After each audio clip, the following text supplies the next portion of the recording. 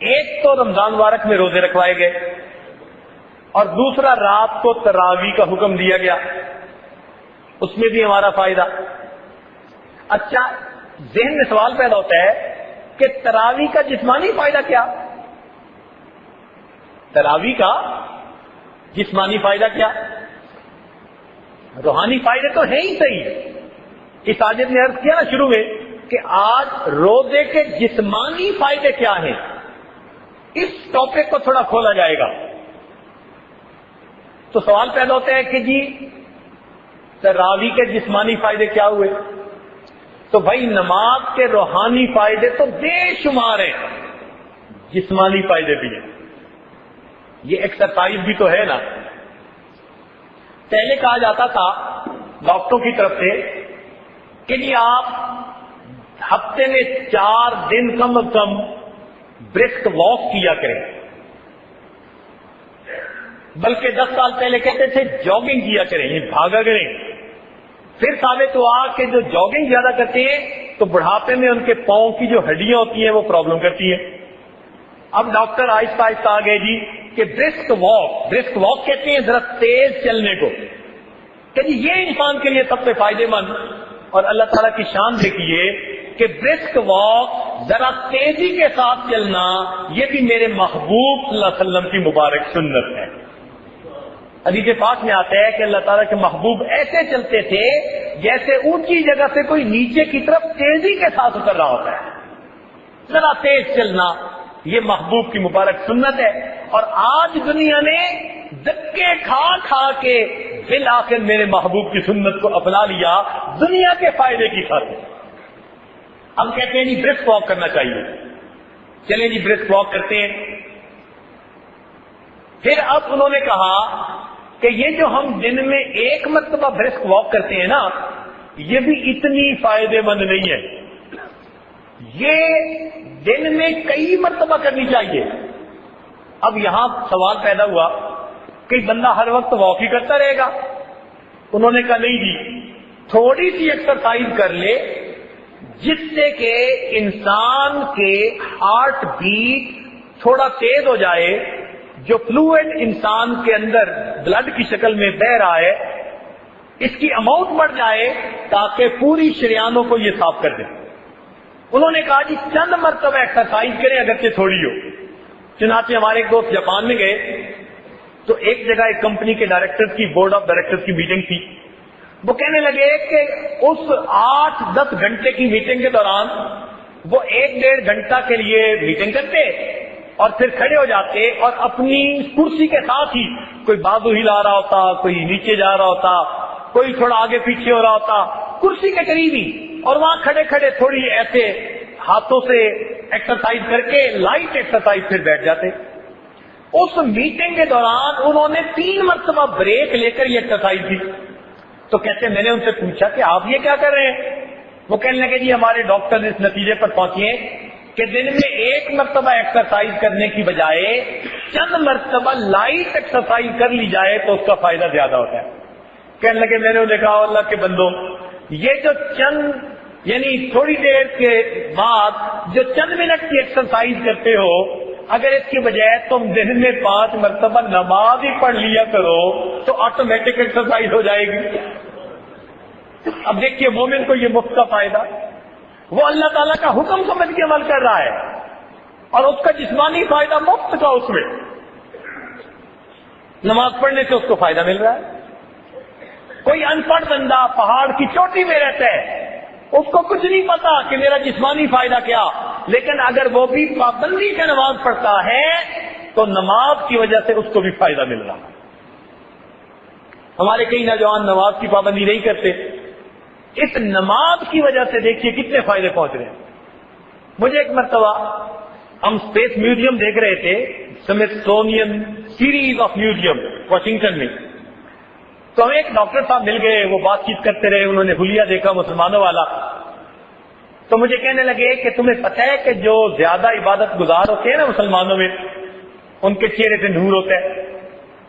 میں نے کہا جی بالکل ہوتا ہے، صلحاء کا نور۔ کہنے لگے اس کی ایک ریزن ہے، انگلش میں بات کر رہا تھا۔ میں نے کہا جی کیا ریزن ہے؟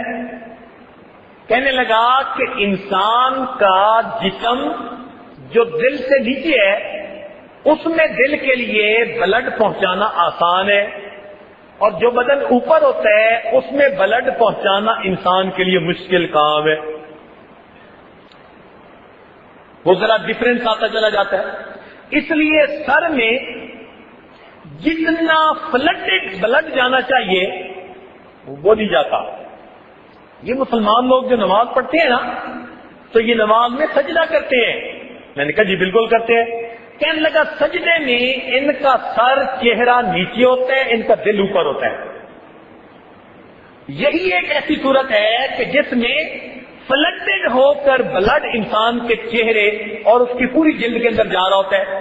اور کہنے لگا اگر ذرا لمبا سجدہ کرو تو پورے چہرے کے اندر خون محسوس ہوتا ہے. میں نے کہا، کہنے لگے کہ یہ جو بلڈ کی سرکولیشن روز فلڈڈ چہرے پر ہو رہی ہوتی ہے یہ انسان کے چہرے کو تر و تازہ بنا دیتی ہے.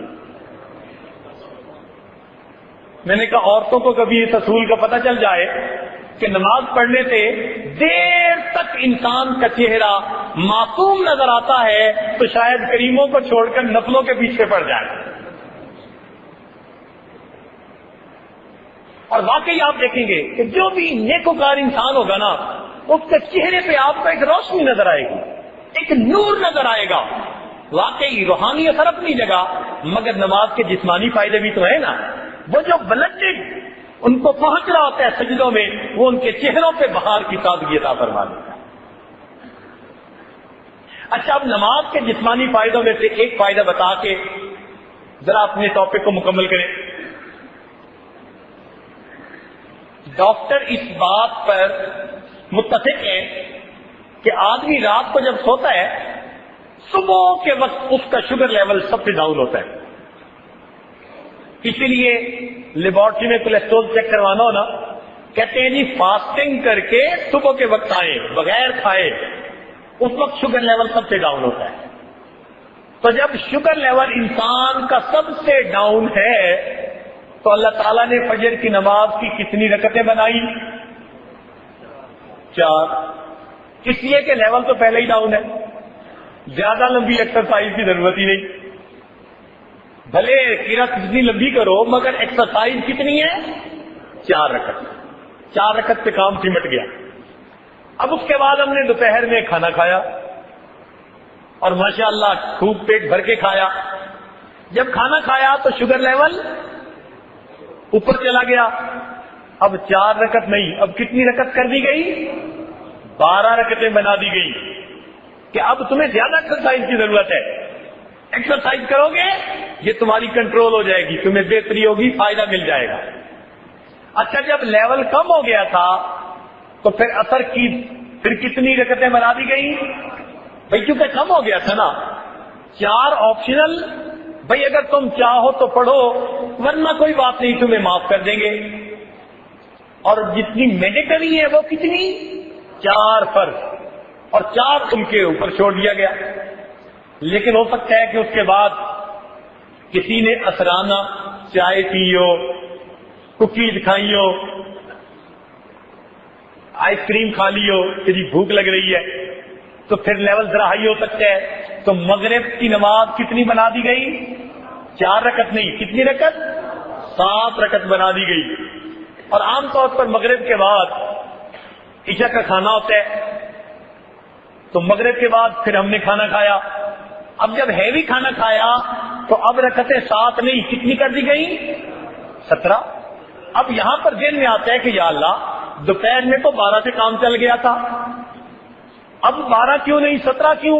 فرمایا اس لیے کہ دوپہر میں 12 رکعتوں کے بعد تم نے ابھی جاگنا تھا، کام کرنا تھا اور شوگر لیول ڈاؤن ہونے کے چانسز تھے، اور اب تو جناب سونا ہے لہذا 12 سے کام نہیں چلے گا. کتنی پڑھنی پڑے گی؟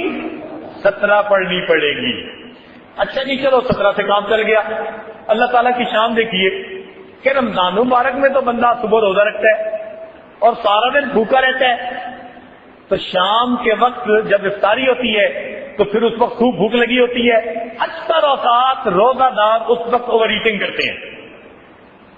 اس وقت ماشاءاللہ ملک شیک بھی پی لیا تو جوس بھی پی لیا تو کھانے بھی خوب کھا لیے تو شوگر لیول یکدم ہائی چلا جاتا ہے. جب بہت زیادہ اوور ایٹنگ کر لی تو پروردگار عالم نے کیا فرما دیا کہ بھائی اب 17 رکعت سے بھی کام دوبارہ نہیں چلے گا, اب تمہیں 20 رکعت اور بھی ادا کرنی پڑے گی تاکہ تمہارے جسم کو صحیح فائدہ پہنچ جائے. ایک آدمی سفر میں نکلا ہے, اب سفر میں تو اس کی ایگزرشن ہوتی رہتی ہے, تو جب سفر میں ایگزرشن ہو ہی رہی ہے پروردگار عالم نے فرمایا اچھا جو فرض تھے ہم نے وہ بھی آدھے کر دیے اور جو نفل تھے وہ تمہیں ویسے ہی معاف کر دیے, ایگزرشن تو تمہاری ویسے ہی ہو جاتی ہے. تو دیکھیے پروردگار عالم کتنے مہربان ہیں اپنے بندوں پر کہ عبادت بھی ایسی رکھی کہ جس کا بندوں ہی کو روحانی اور جسمانی فائدہ پہنچا. تو رمضان مبارک کا مہینہ آنے والا ہے, یہ ہمارے لیے فائدوں کا دروازہ کھولنے والا ہے, روحانی بھی اور جسمانی بھی. اب ہمیں اس کے لیے ابھی سے تیار ہونا چاہیے. حضرت مولانا دامت برکاتہم نے جو عنوان رکھا نا استقبال رمضان, پڑھ کے بڑا دل خوش ہوا. واقعی آج کا بندہ ایسا ہی ہے, جو بھی اچھا بندہ ہے نا وہ ہر چیز کو پلان کرتا ہے.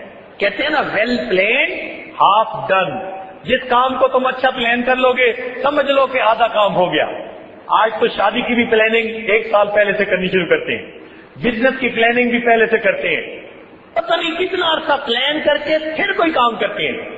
تو بھائی ہمیں رمضان مبارک بھی پلان کرنا چاہیے کہ ہم نے کیسے کرنا ہے. اس کی پلاننگ کوئی ورزش کرنی نہیں ہے کہ بھئی اتنی دنڈ بیٹھ کے روز نکالنی شروع کر دو. اس کی پلاننگ یہ ہے کہ آپ اپنی مصروفیات کو ابھی سے ایسے اسکیڈول کریں کہ رمضان المبارک میں اپنے آپ کو لائٹ رکھنے کی کوشش کریں. گھر میں شادی ہو نا تو بندہ پورا مہینہ اپنے آپ کو ذرا لائٹ رکھتا ہے, او جی میری گھر میں شادی ہے, میں نے ذرا اسکیڈول بہت لائٹ رکھا ہوا ہے تاکہ میں شادی بھگتا لوں. جیسے شادی بھگتانے کے لیے 1 مہینہ اپنا اسکیڈول لائٹ کر دیتے ہیں, اسی طرح ہمیں بھی چاہیے اللہ تعالیٰ کی مغفرت میں سے وافر حصہ پانے کے لیے, اپنے گناہوں کو بخشوانے کے لیے اور اپنے رب کو منانے کے لیے ہم بھی رمضان مبارک کے مہینے کو لائٹ پلاننگ کر لیا. اور ہم کر سکتے ہیں. کتنے کام ہوتے ہیں جو بندہ خود کرتا ہے. تو اپنے سفروں کو پلان ایسے کریں, اپنے کاموں کو پلان ایسے کریں, میٹنگ کو پلان ایسے کریں کہ رمضان المبارک میں آپ ذرا لائٹ ویٹ رہنے کی کوشش کریں. جب آپ مینٹلی کچھ ذرا فارغ ہوں گے تو یکسوئی سے نماز بھی پڑھ سکیں گے, تراویح بھی پڑھ سکیں گے, اور پھر پریشر بھی نہیں ہوگا کہ صبح فلاں میٹنگ میں ہم نے جانا ہے. تو ایک تو تیاری یہ ہے کہ اپنے آپ کو ذرا لائٹ لوڈڈ کر لیں, اور دوسرا یہ کہ اپنے آپ کو رمضان المبارک کے اسکیڈول کے ساتھ ایڈجسٹ کرنے کے لیے مینٹلی تیار کر لیں.